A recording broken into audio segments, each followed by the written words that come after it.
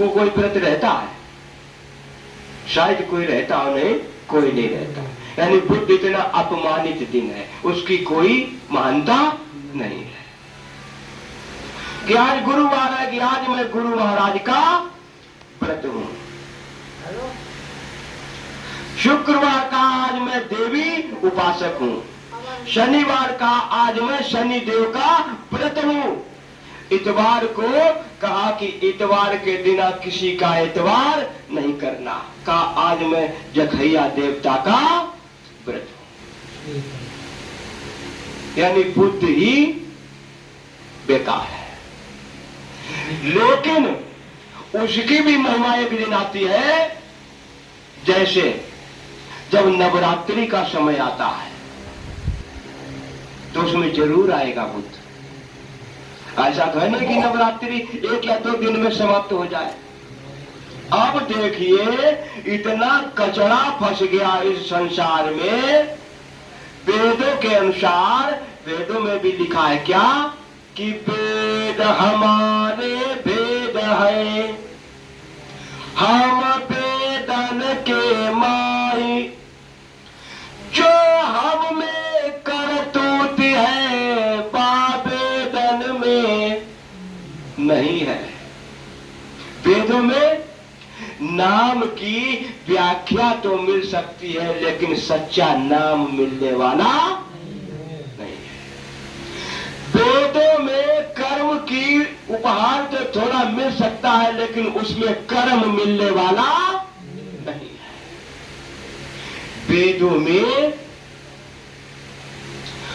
उस परम पिता परमात्मा की महिमा तो मिल सकती है, लेकिन वो परम पिता परमात्मा मिलने वाला नहीं है। उसमें शाप लिखा है कि काल रूप मैं तिन कर भ्राता, और शुभ और अशुभ कर्म फल दाता। शुभ और अशुभ कर्म अनुहारी, और ईश देहि फल हृदय विचारी। कर्म करने का अधिकार है, लेकिन फल लेने का अधिकार नहीं, वो भी हृदय विचारी।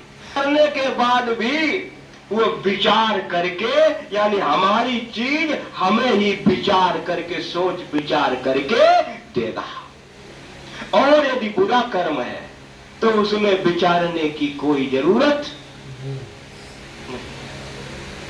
यहां से जीव इस संसार को छोड़ के जाता है मेरे प्रेमियों। धर्मराज की कचहरी में जब प्रवेश करता है तो वहां ये नहीं पूछा जाता है कि तुम हिंदुस्तान से आए हो कि पाकिस्तान से आए हो कि लाहौर से आए हो कि अमेरिका से कि लंदन से। पूछा किसी ने नहीं पूछा। वहां ये कोई नहीं पूछेगा आपसे कि आप डॉक्टर है कि मैनेजर है कि मास्टर है कि पीएम है कि सीएम है कि एक कंगाल है कि मजदूर है कि डीएम है, कौन है, कोई नहीं पूछता। और वहां ये भी कोई नहीं पूछेगा कि तुम हिंदू हो कि मुसलमान हो कि सिख हो या ईसाई हो। यह भी नहीं पूछेगा तुम्हारे पास कितना खजाना है, थोड़ा धन की रिश्वत दे दो तो तुम्हारा ये कलेश कट जाए, कोई नहीं पूछेगा। वहां तुलना काहे की होती है? वहां सिर्फ कर्म का फैसला होता है। हिंदू मुस्लिम सिख ईसाई और हिंदुस्तान पाकिस्तान अमेरिका लंदन लाहौर बिजनौर, इससे वहां कोई लेना देना। मानवता इतनी बेकार हो चुकी है, मेरी समझदारी यानी मेरी बुद्धि निकल कर कहां चली गई? जहां बुद्धि का स्टाफ है। बुद्धि कहां से आई है? ये रचना कहां से हुई है? निकल कर वहां चली गई। और क्यों चली गई? वो चली इसलिए गई कि बुद्धि का मतलब है एक प्रकाश की तरह मानव धर्म का प्रकाश करना समाज में। कि कोई कहे कि देखो फला का बच्चा कितना सीधा, कितना स्वभाव यानी सरल उसका, कितना यानी अच्छे यानी वाणी बोलता है, जैसे कोयल की तरह मीठी वाणी बोल के अपने संचार को अपने बस में कर लेता। और वही अगर कहने के लिए तो सब कह देते हैं कि संसार में माँ बाप से बढ़कर कोई नहीं है, लेकिन माँ बाप से बढ़कर बेटों ने अन्य किसी का अपमान भी नहीं किया। जितना अपमान, जितना कष्ट, जितनी पीड़ा उनकी औलाद से उनको मिली, अन्य किसी से नहीं मिल सकती है। जो जितना कर्म का कर्जीदा होता है वो उतना ही सबसे अधिक नजदीक होता है। जैसे शर्मा जी मान लीजिए, इनका बेटा तकलीफ हो जाए, मुझे कोई मतलब है? कोई मतलब नहीं। या किसी को मतलब हो तो बताओ, कह जरूर देंगे, वाह बहुत बुरा हुआ, कैसे है, ठीक है, लेकिन एक वक्त का अगर रोटी बंद कोई करे तो बताए, कोई नहीं करेगा।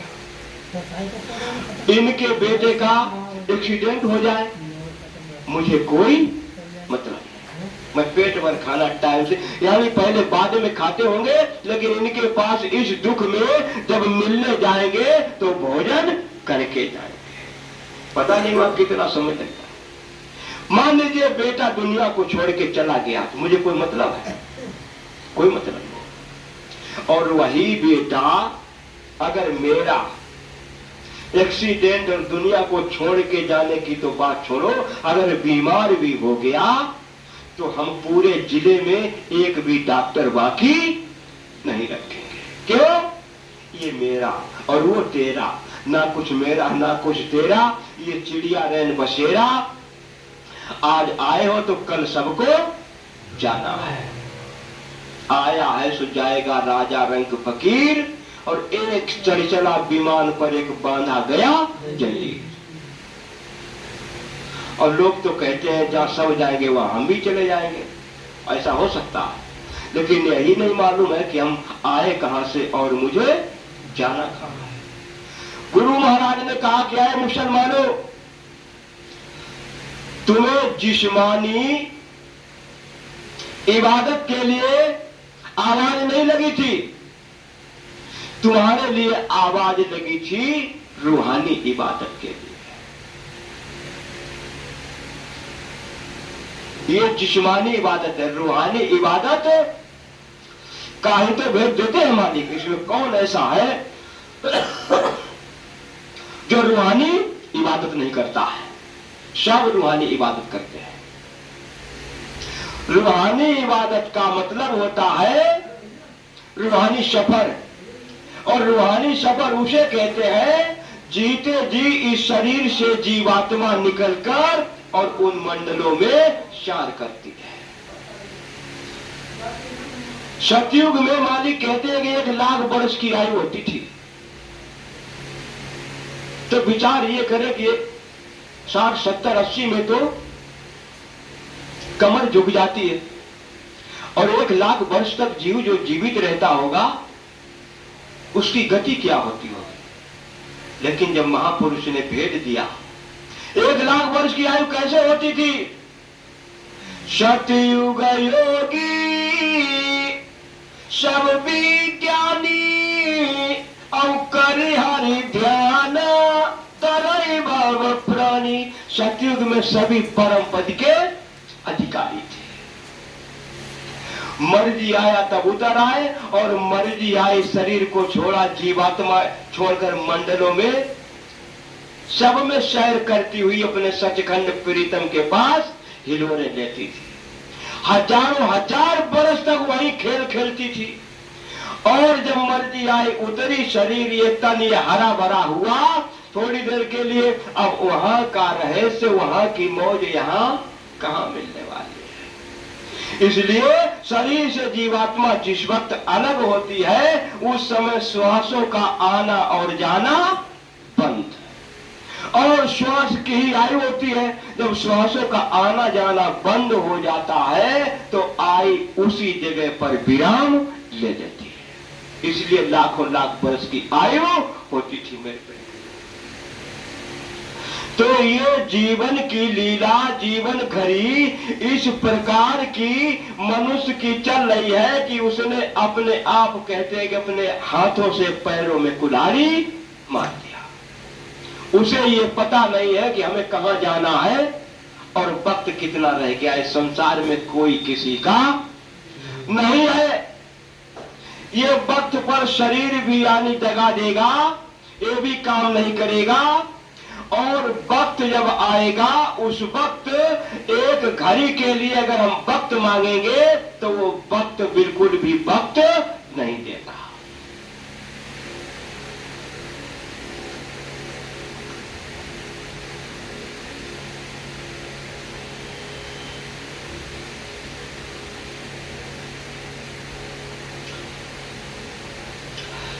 जब वक्त नहीं देगा तब उस समय क्या करोगे? रोगे, चिल्लाओगे, और कोई उपाय? अगर सतगुरु की शरण में ना गए तो मालिक कहते हैं बच्चा यमलोक मार्ग तुमने अभी देखा नहीं, और यमलोक मार्ग जिस वक्त देख लोगे उस समय इस धरती से जितने भी तुम्हारे रिश्ते हैं, ऐसा नहीं रिश्ता हमी से हो या बहन बेटी से हो, जितना भी रिश्ता, धन जायदाद, खजाना, महल अटारी, ठेला मोटर गाड़ी, ये मैंने मेरे हैं, मेरे सबसे उनसे रिश्ते ही तो हैं, इन सबसे रिश्ता तुम्हारा टूट जाएगा। ऐसा यमलोक मार्ग है। यमलोक मार्ग में गुरु महाराज कहते हैं कि बच्चा ऐसी रास्ता है कि यानी लाखों कोसों तक, यानी इतनी गर्म रेत बालू जिस पर पैर रखते ही फफोले पड़ जाते हैं। और उस मार्ग में कोई भी दुकान, कोई भी वृक्ष आपको नहीं मिलेगा जहां पर थोड़ा आराम कर सको। ऐसा नहीं कि केवल बालू का ही रहता हो। उसके बाद ऐसे ऐसे पत्थर पहाड़ होते हैं कि जिन पर कदम रखोगे तो नीचे से पत्थर छिदेगा और तलवे को पार करता हुआ ऊपर निकलता है। जरा सा एक छोटा सा, जिसे घुघरू कांटा बोलते हैं, चलने में कहीं अगर लग गया तो पूरा शरीर झटका करंट मारता है, जरा सा। और जब पूरा पत्थर नीचे से ऊपर खिसकेगा, ऐसे ऐसे यानी अग्नि जहां धधक रही है, और उस अग्नि के पथ से जब जाओगे तो उसमें क्या होगा? उस अग्नि में ना तो दिखाई दे रहा, उस अग्नि में जब प्रवेश करोगे तो जलते हुए, चीखते हुए, अगर वो चीख इस कान में पड़ जाए तो पर्दा फट से फट जाएगा। उसके बाद ऐसे ऐसे यानी खौलते हुए तेल के यानी नदियां, समुद्र मिलते हैं, जिनमें कहते हैं एक चढ़चला विमान पर एक बांधा गया, अति बुरा अगर कर्म हो गया तो वही यमदूत ले जाने वाले जंजीरों में जकड़कर अपना तो शक्ति से, आपने देखे कि टेलीविजनों में जो कार्यक्रम आते हैं उनमें देवताओं और राक्षसों का जब युद्ध होता है तो राक्षस भी अपनी शक्ति के द्वारा नीचे से उठकर आसमान में टिक जाते हैं, ऐसा है ना? और देवता भी नीचे से उठकर यानी उड़कर आसमान में, दोनों बराबर बराबर। तो वो तो अपनी यथा शक्ति से ऊपर ऊपर उड़ते हुए जा रहे हैं, लेकिन तुम्हें उड़ने की शक्ति तो है नहीं। या ऐसा कर्म होता यानी नहीं उड़ते तो कम से कम विमान पर बैठ के तो पार होते हैं। जाना तो नरक को ही है, बिना गुरु के 84 बचने वाली नहीं है। और बांधे जंजीरों में और समुद्र में ऐसी ऐसी, अभी कार्यक्रम इसमें टेलीविजन में देखा, कहीं कहीं बाढ़ आई तो इतनी हिलोर लेके आई कि उसको देखने से डर लगता कि अगर इसके घुमड़ेले में, इस धार में कोई जीव फंस जाए तो उसका क्या होगा। तो ऐसे ऐसे यानी ये तो एक इशारा है केवल मात्र बताने का कि इस तरह की धार चलती है, उसमें इस तरीका का तूफान उठता है।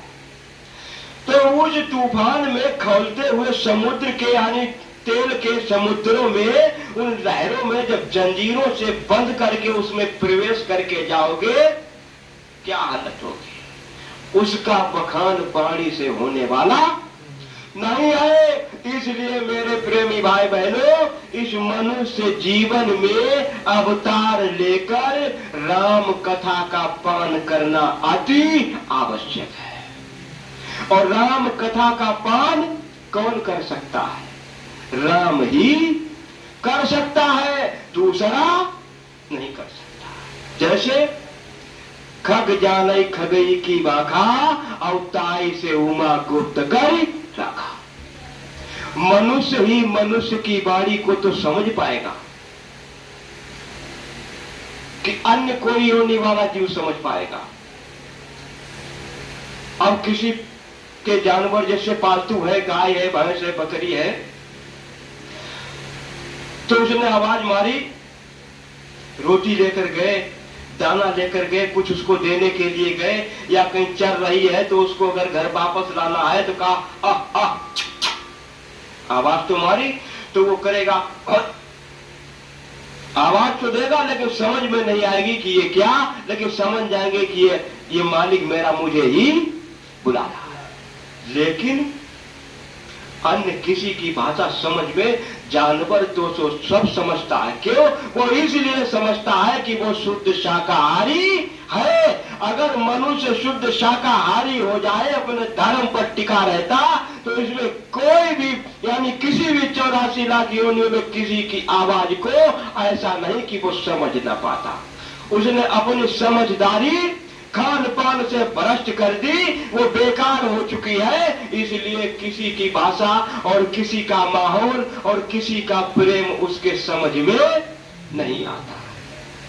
देखा आपने जिस समय प्रहलाद को जंगलों में छोड़ा गया, जंगलों में जब छोड़ा गया, वहां जब उसका हाथी से टकराव हुआ तो उनके गुरु के जो शिष्य थे तो उन्होंने देखा कि यह हाथी है, हम तुम कहीं किसी वृक्ष की ओट ले लो, ये हाथी इस प्रहलाद को यानी मार के ध्वस्त कर देगा, खत्म कर देगा।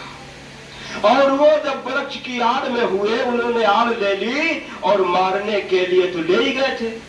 तो जब हाथी उधर से आया और जब भक्त प्रहलाद को देखा तो मारने की तो बात छोड़ो, प्रहलाद को आकर के उसने प्रणाम किया। कहते हैं कि उस मालिक का जो प्यारा होता है उसे पूरा संसार प्यार करता है, प्रेम करता है। और उस मालिक का जो प्यारा नहीं, वो इस संसार में किसी का प्यारा नहीं हो सकता। इसलिए मालिक के प्यारे बनो। और मालिक के हम प्यारे कैसे बनेंगे? एक ही उपाय है। क्या? आदेश का पालन। अब आदेश दिया कि चबूतरा बनाओ, चबूतरा बनाने लगे। बनकर के तैयार हुआ, भक्तों ने कहा हुजूर बन गया, कहा इसे बिगाड़ दो, बिगाड़ दिया। कहा हुजूर बिगड़ गया, क्या? कहा इसे फिर बनाओ। बनवाया बिगड़ाया, बनवाया बिगड़ाया, ऐसी क्रिया की उसमें 99% उनके भक्त चले। भाई जीवन तुम्हें कितने दिन के मिले? लाख वर्ष के लिए तो मिला नहीं। और जिन्होंने गुरु की शरण ना ली है उनकी गति देखी क्या होती है। कभी प्रैक्टिकल कर लेना।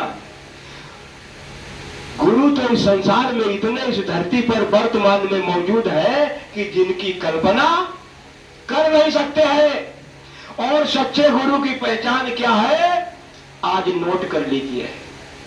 और सच्चे भक्त की पहचान क्या है? सच्चे सतगुरु के जो भक्त होते हैं उनका जब शरीर छूटता है, अंत समय इस दुनिया को छोड़ते हैं, तो कभी भी इसका परीक्षण करना, उनका शरीर गर्म और नरम मिलेगा। कैसा मिलेगा? बिल्कुल नरम साग जैसा, कड़क नहीं होगा।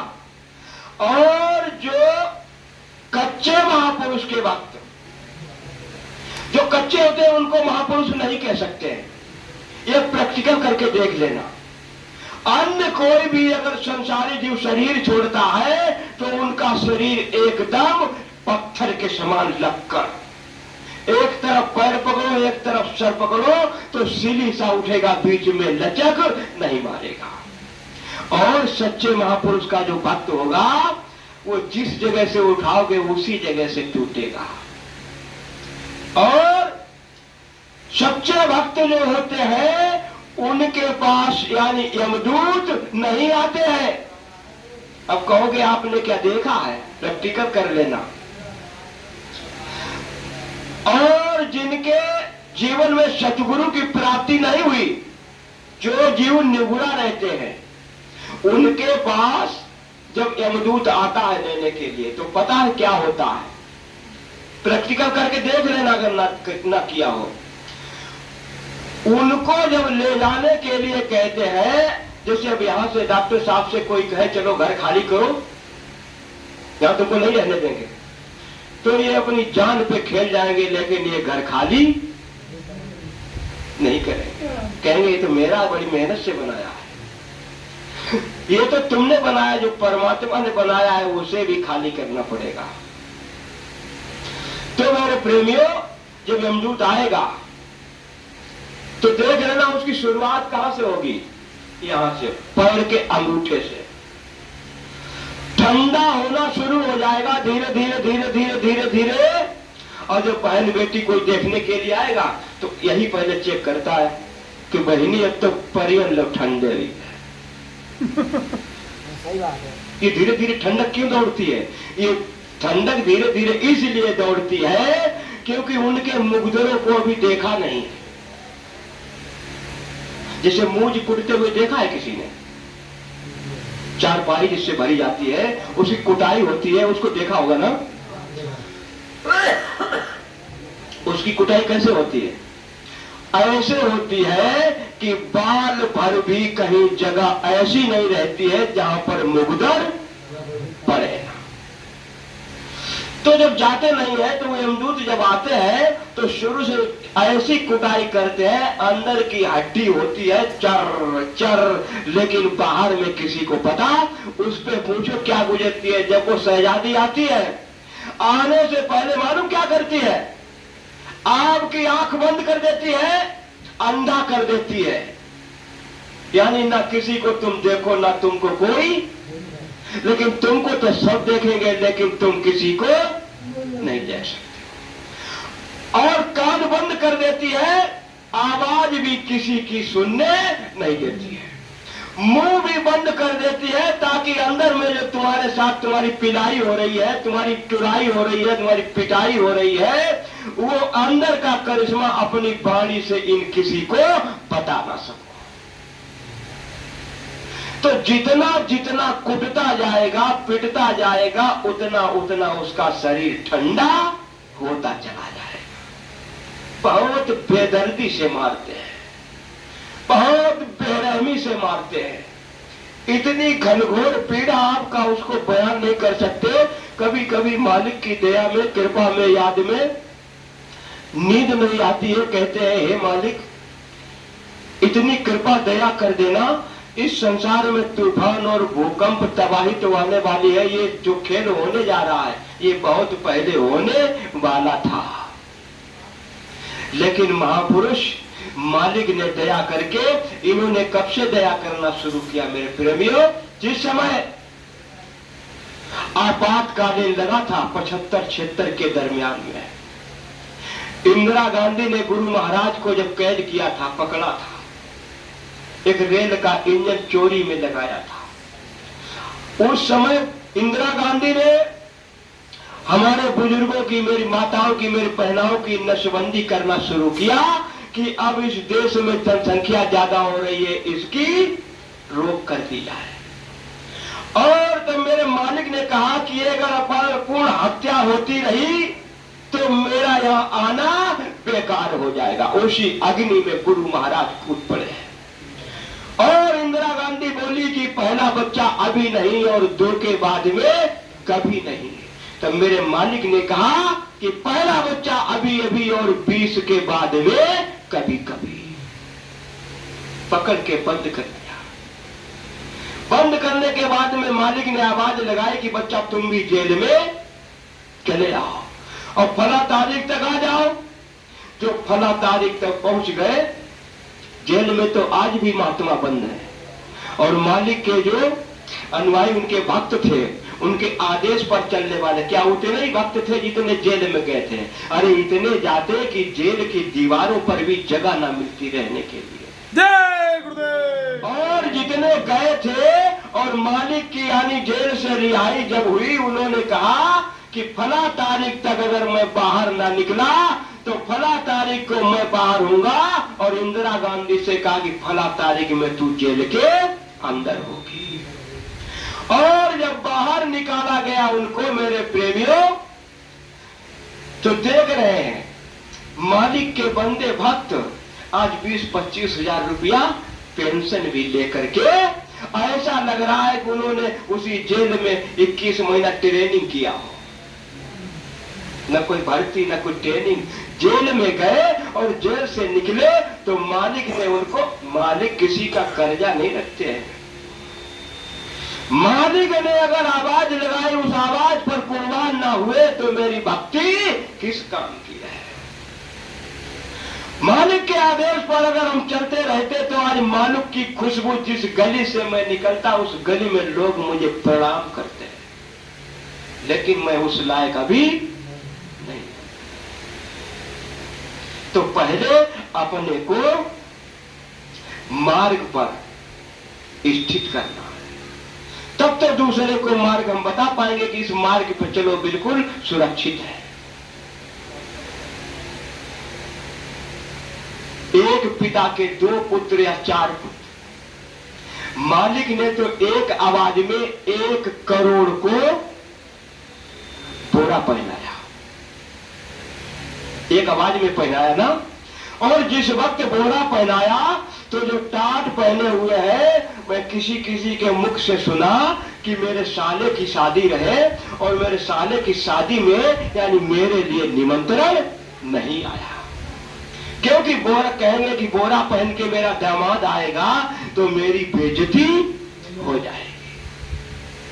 अब वो कहने लगे कि चलो मेरे लिए निमंत्रण नहीं आया, मेरी देवी जी के लिए आया, तो देवी जी तो जाएंगी। अब देवी जी भी कह रही है कि ऐसा करना, तुम मत आना, तुम मत आना और हम ही जाएंगे। तुम आओगे तो मेरी भी इंसल्टी होगी कि कितना गरीब है, बोरा पहन के आया। तो कहा ठीक है तुम जाओ, और देवी जी को तो भेज दिया, देवी जी को भेज दिया और कहा कि मैं उस दिन चला जिस दिन मेरे साले की बारात जाने वाली थी। और मैं गया, जब मैं दरवाजे पर पहुंचा तो देख तो सबने लिया, लेकिन किसी ने मुझसे किसी प्रकार का राम जुहार जलपान नहीं। तो कहा कि मैं बैठा रहा चारपाई पर, मेरी जिस चारपाई पर मैं बैठा वो पूरी चारपाई ही खाली हो गई। तो कहा बारात जब चली तो मैं बिना कहे सबसे पहले ट्रैक्टर की ट्राली में बैठ गया। अब उस ट्राली में गांव के लड़के सब बैठे, लेकिन उनका रिश्तेदार किसी ने कुछ कहा नहीं। मैं बारात किया, सब कुछ किया, लेकिन किसी ने मुझसे कुछ, यानी दामाद और बहनोई होने के नाते एक नया पैसा दक्षिणा भी नहीं दिया। इतना अपमान हुआ। तो मालिक ने 1 करोड़ को एक आवाज में बोरा पहनाया। आपका एक बेटा है या 4 बेटे हैं, आपके खून से जन्म लिया, आपने उन्हें पाला पोसा। आप जब इस वक्त इस जमाने में इस समय पे कह करके देखिए कि बेटा अपनी ससुराल जाओगे तो ये पैंट और बुशर्ट उतार के आप कुर्ता पजामा या कुर्ता धोती पहन कर जाओ, बेटा आपकी बात को नकार देगा। एक पुत्र अपनी पिता की आज्ञा का पालन नहीं कर सकता है तो इस संसार में किसका पालन करेगा? पहला सुख जाके निर्मल काया। निर्मल काया किसे कहते हैं? कि हाथ पैर आंख कान शरीर सुरक्षित होना। स्वस्थ तो सबका है, जो दारू गांजा भांग पीते हैं उनका भी सुरक्षित है। न हाथ टूटा है, न पैर टूटा है। निर्मल किसे कहते हैं? मालिक कहते हैं बच्चा कि निर्मल जन मन सो मोई पावा, मोई कपट छल क्षेत्र नहीं भावा। अष्टावक्र तो कितनी जगह से टेढ़े थे और उन्होंने अपने पिता सहित कितनों की यानी जो है जेल छुड़वाई थी जाकर के। निर्मल यानी कोई छल छिद्र कपट राग द्वेष ईर्षा नहीं होना चाहिए। ये भक्ति जानते हैं, उस काल भगवान ने अपने 5 जो साथी भेजे उपद्रव करने के लिए, आपको यहाँ बिलमाने के लिए, भटकाने के लिए। कौन से भेजे हैं? काम क्रोध लोभ मोह अहंकार। लेकिन उस परम पिता परमात्मा ने आपके 5 साथी मित्र भी भेजे हैं। कौन से? शील क्षमा संतोष पीड़ा और विवेक। यानी 5 मित्र है तो 5 शत्रु है। लेकिन मित्र सो रहे हैं और शत्रु 24 घंटा जाग रहे हैं। और शत्रु का काम क्या है? इसे काम। पहला राक्षस कौन है? काम। और काम जिसका जागा, सिंगी ऋषि की 10 वर्ष की खत्म हो गई थी एक क्षण में। उल्टे लटक कर तपस्या की, उनका सब सिस्टम भंग हो गया। किसने किया? काम। क्रोध वो अग्नि है, सब विवेक और शक्ति जलाकर के नष्ट कर देती है। मेरे प्रेमियों और यार, पहला मित्र आपका कौन है? शील। वो तो शत्रु है लेकिन मित्र शील है। शील के गुण क्या है? कहते हैं महात्मा कि शीलवंत सबसे बड़ा, सब रतन की खान, और 3 लोक की संपदा, रहे शील में आन। ये महिमा शील की। अगर एक भी मित्र मेरा जाग गया तो मुझसे बड़ा धन्यवाद कोई नहीं हो सकता। लेकिन हम इतने पापी हैं, हम इतने कुकर्मी हैं, दूसरे को तो उपदेश देते हैं लेकिन अभी अपना गला झाँक कर नहीं देखे। मेरे प्रेमियों, मालिक कहते हैं भक्त किसी को समझाने के लिए बताने के लिए नहीं रह गया, समय रहते हुए अपना काम कर लो। और ये वक्त जो निकल गया दोबारा किसी को मिलने वाला नहीं है। कहते आज नहीं कल, और कल कभी हुआ ही नहीं। ऐसे ही कल कल करते करते स्पीड जिस समय बनेगी, जैसे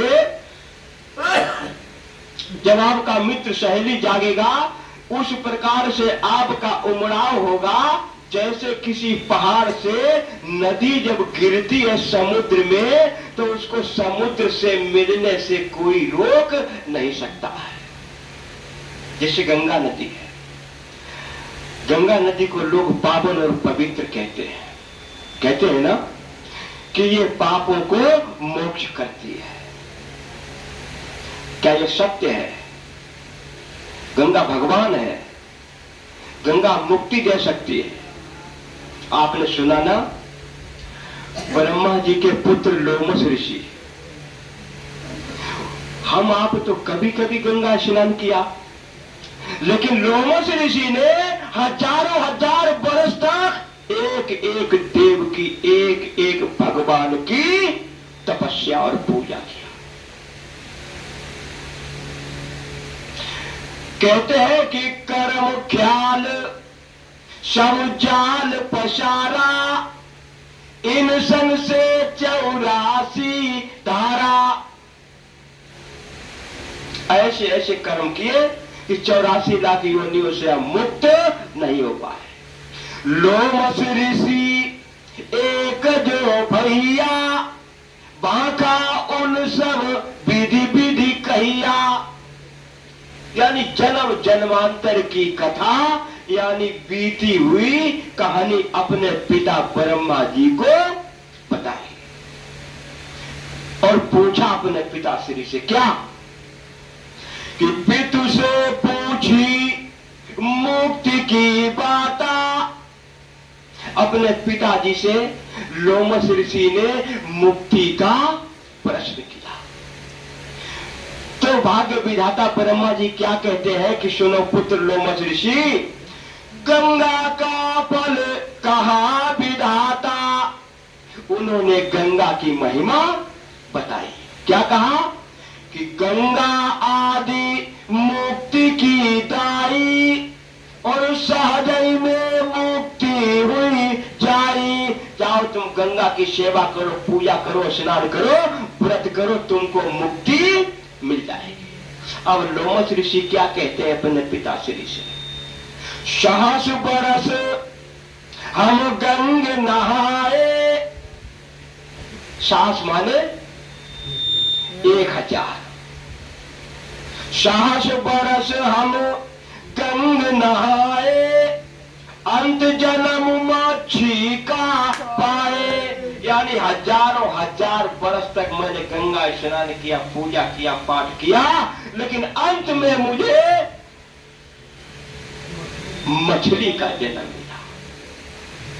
अनेक जीव मारी मुई खाया, ऐसे बहुत बहुत दुख पाया। ऐसी युक्ति मुक्ति बतलावो, भोजन पार उतार के जाओ। हे पिता श्री, ऐसी दया कृपा कर दो तो इस संसार से मेरा जन्मना और मरना छूट जाए। तो हम आप सेवा क्या कर सकते हैं। 1000 वर्ष तक उन्होंने तपस्या किया और मेरा जीवन 60, 70, 80 वर्ष के लिए, उसमें हम गंगा तट पर किसी ने तो आज तक गंगा का दर्शन भी नहीं किया होगा, तो उनका पाप और यानी जो है कुकर्म कैसे कटेगा। एक विधि नहीं, इसके लिए समय काफी चाहिए मेरे प्रेमियों। मौज मालिक का हुआ तो देखा जाएगा, इसके लिए काफी समय चाहिए। एक विधि नहीं, कई विधि इन्होंने किया, लेकिन किसी से कल्याण नहीं हुआ। अंत में लोमस ऋषि से ब्रह्मा जी ने कहा कि लोमस ऋषि, मैं कहूं विचारा और संत शरण से होई उबारा। अब जाओ तुम संतों की शरण में चले जाओ। और संतों की शरण में जानते हो भी हैं, ब्रह्मा विष्णु और महादेव तीनों पुत्र इन्हीं के हैं ये चीनों।